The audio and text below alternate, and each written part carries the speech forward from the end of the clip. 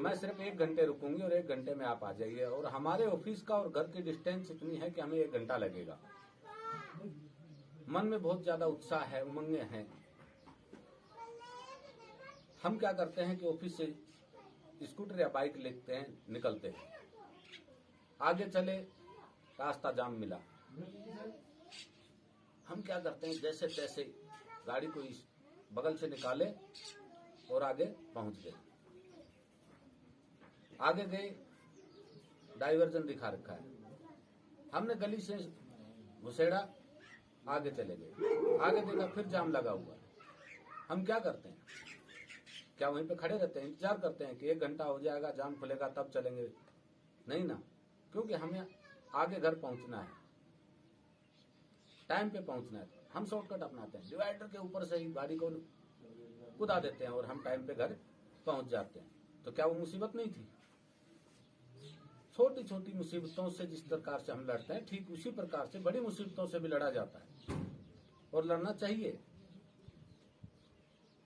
अनेक उदाहरण आपके सामने ऐसे होंगे जो अनेक बार बहुत सारी चीजें आई होंगी और हम उनसे लड़ करके निकल जाते हैं, मुसीबत को आने नहीं देते। तो फिर क्यों नहीं हम अपनी जिंदगी के अंदर छोटी छोटी मुसीबतें देख करके पीछे हट जाते हैं? उनको साइड करो और आगे बढ़ो। दोस्तों, जितने भी सफल लोग हुए हैं, महान लोग हुए हैं, क्या आपको लगता है कि उनकी जिंदगी में मुसीबत नहीं आई? बताइए, किसी एक का नाम बताइए। एडिसन की बात करें, 1023 बार उन्होंने अपनी जिंदगी में पेटेंट करवाए, 9999 बार प्रयोग किए, तब जाके एक चिंगारी निकली।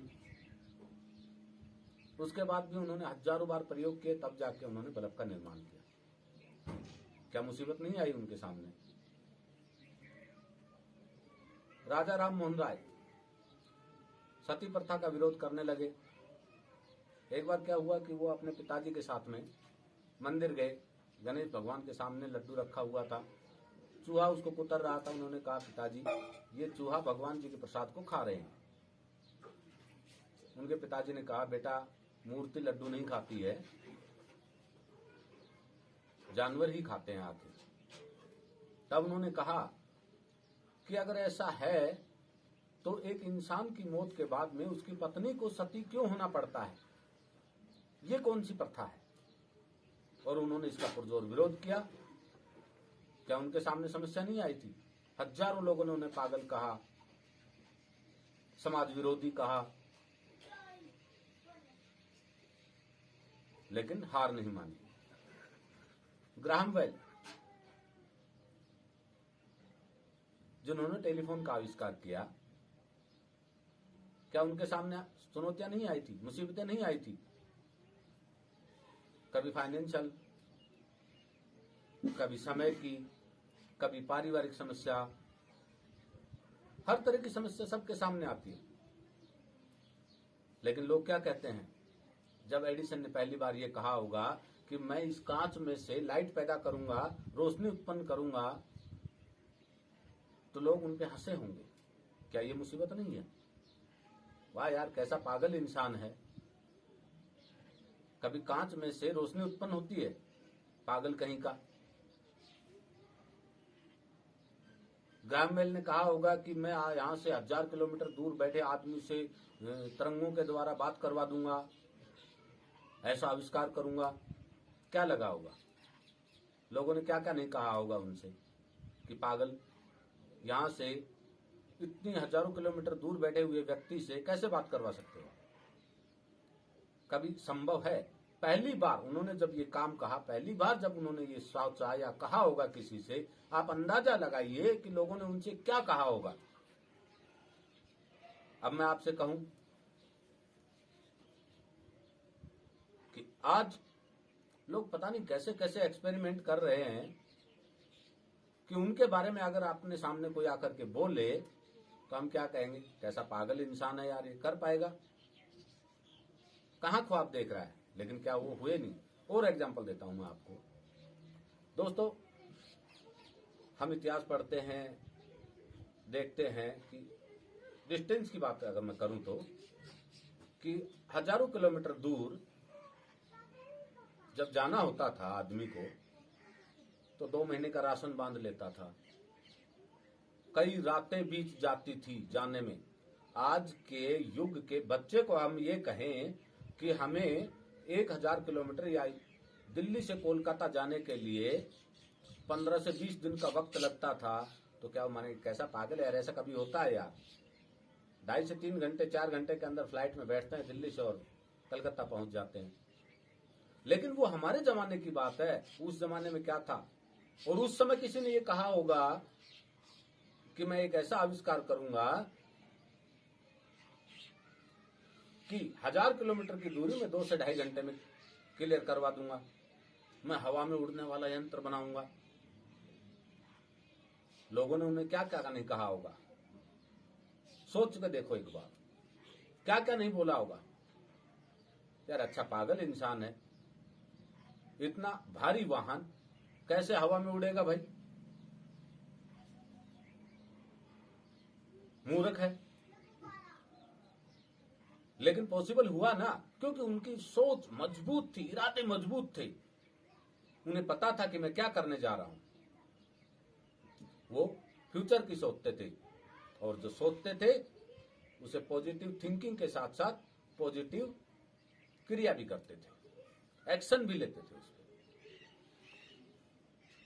दोस्तों, उनको लोगों ने खूब पागल कहा होगा, बेवकूफ कहा होगा, मूर्ख कहा होगा, लेकिन मैं एक बात आज आपसे जरूर कहता हूं कि जब भी कोई परिवर्तन हुआ है तो दुनिया पागलों ने ही बनाई है। जितने भी बड़े आविष्कार हुए होंगे, उनको आविष्कार करने वालों को पहले लोगों ने पागल ही कहा होगा। तो आज आप मानते हो कि दुनिया पागलों ने ही बनाई है? यस और नो? मानना पड़ेगा।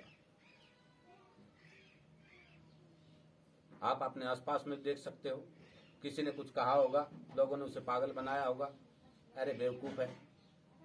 लेकिन आप देखते होंगे कि वो जिस दिन सफल होकर आता है, उस दिन लोग उसको, यार नहीं वास्तव में बंदे ने मेहनत की है। अरे भाई, कल परसों तो आप उसको पागल बोल रहे थे, आज उसको महान बोल रहे हो।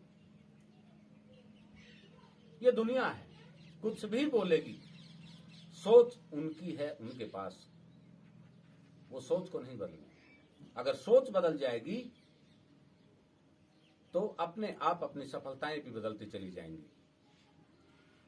दोस्तों, मैं एक उदाहरण देना चाहूंगा आपको, प्रैक्टिकली उदाहरण दूंगा आपको। कोई बरगद का पेड़ था, उसमें ऊपर चील का घोंसला था, नीचे मुर्गे का घोंसला था। गलती से चील का अंडा मुर्गे के घोंसले में गिर गया। समय बीता, अंडा पका, अंडे से बच्चा बाहर आया। बाहर आने के बाद उसे चलना सीखा जैसे मुर्गी के बच्चे चलते थे। मुर्गी ने भी उसे अपना ही बच्चा समझा। रोज उन मुर्गी के बच्चों की तरह ही दाना चुगता था, मुर्गी के बच्चों की तरह ही उड़ता था, फुदक फुदक।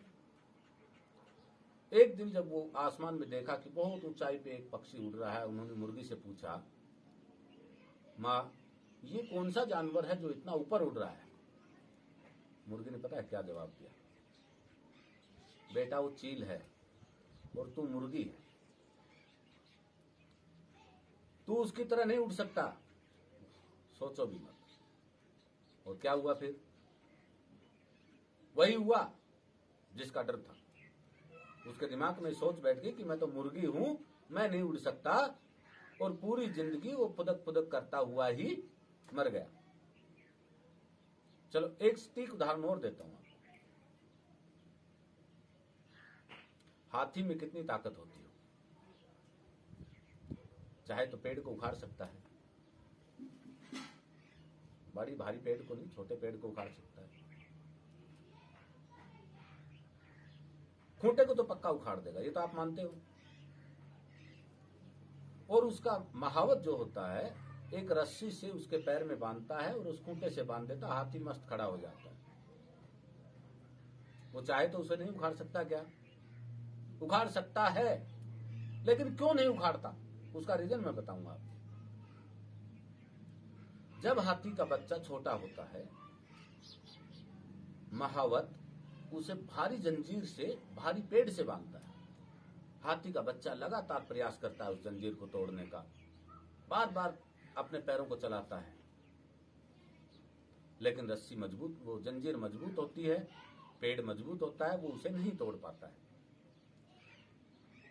काफी समय बीतता है, उस दरमियान उसके दिमाग में एक चीज सेट हो जाती है कि यार मैं इसे क्यों मार रहा हूं, क्यों अपने शरीर को परेशान कर रहा हूं, ये टूटने वाला नहीं है।